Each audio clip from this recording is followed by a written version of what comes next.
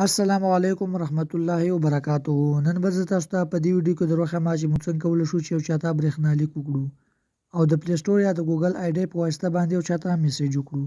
ملګرو راځئ چې په ویډیو باندې پیل وکړو.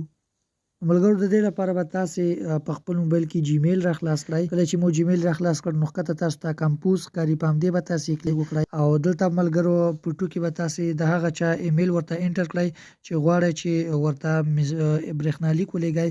نو زه به دا برېښنالیک انتخاب کړم.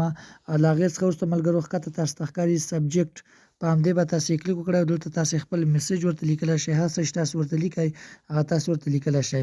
له هغې څخه وروسته ملګرو که چېرته په دې نښان باندې کلیک وکړو نو دلته تاسو ته ښکاري اټک فایل، په همدې به تاسې دلته تاسې خپلې ګیلرۍ ته راولي او په دې ځای کې تاسو ورته په دې ځای کې هم تاسې انځورونه ویډیوګانې ورته لیږلی شئ او پورته تاسو ته ښکاري په دې ځای کې هم تاسې اډیوګانې ویډیوګانې او انځورونه لیږلی شئ او دلته نور فایلونه هم تاسې لیږلی شئ. ملګرو دلته تاسو چې هر څه ورته انتخابوئ هغه ورته انتخاب کړئ.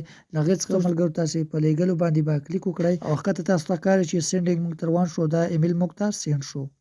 ملګرو په دې طریقې سره کولی شئ چې یو چاته برېښنالیک ولېږئ یا د پلی سټور او د ګوګل آی ډیانو په واسطه باندې یو چاته میسیج وکړئ.